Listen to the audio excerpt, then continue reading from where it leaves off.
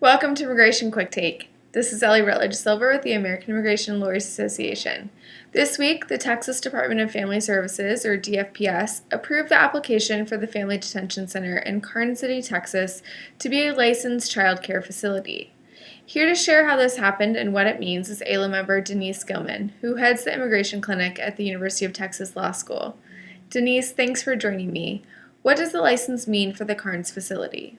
Well, unfortunately, it really does mean that the state of Texas has put its seal of approval on the Karnes Family Detention Center and has treated it as a child care facility, which potentially allows the federal government to argue that it's closer to compliance with the old Flores Settlement Agreement protecting the rights of children, without actually ensuring that there will be any improvements in the welfare and safety of the children who are held in this secure prison-like facility.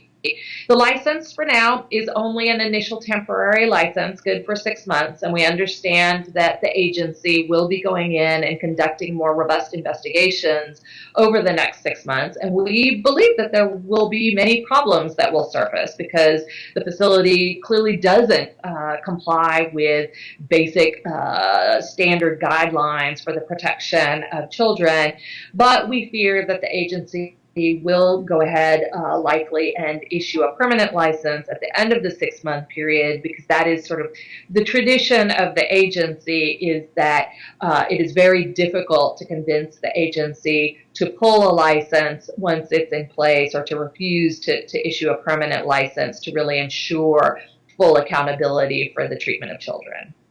The Dilley, Texas facility also applied for a license. When will DFPS announce its decision on that application? So we expect that there will be a decision very soon, likely this week. We did expect that it was going to be the issuance of a temporary license for Dilley, just like the one that was issued for Karnes.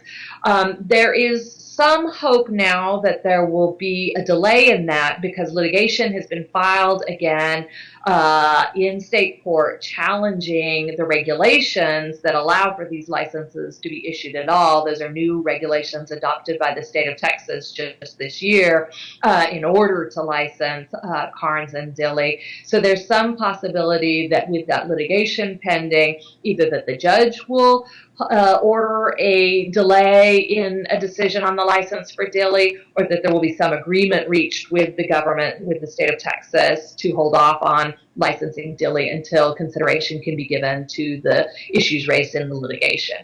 What is being done to try and stop the licensing of these detention facilities as child care facilities, and what can AILA members do? So, first of all, there was quite a lot of information provided to the state agency, to DFPS, in advance of the licensing decisions, both in terms of comments on the regulations when they were first proposed, and then in hearings that were held in Karnes and in Dilley, in the towns,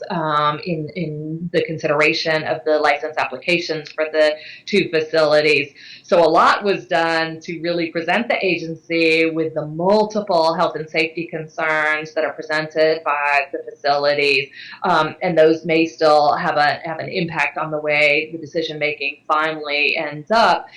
In addition, litigation has just been filed by the organization Grassroots Leadership, along with several of the women and children who are detained at the facilities, and that is litigation that has been brought by the Texas Rio Grande Legal Aid to challenge the authority of the agency to even issue the regulations, the authority of the agency to license these detention centers, these secure detention centers, as child care facilities. I would absolutely encourage AILA volunteers to continue to give generously of their time, as they have been doing up till now, going to Karnes and Dilley to provide representation to the women and children detained there, or to even provide assistance remotely,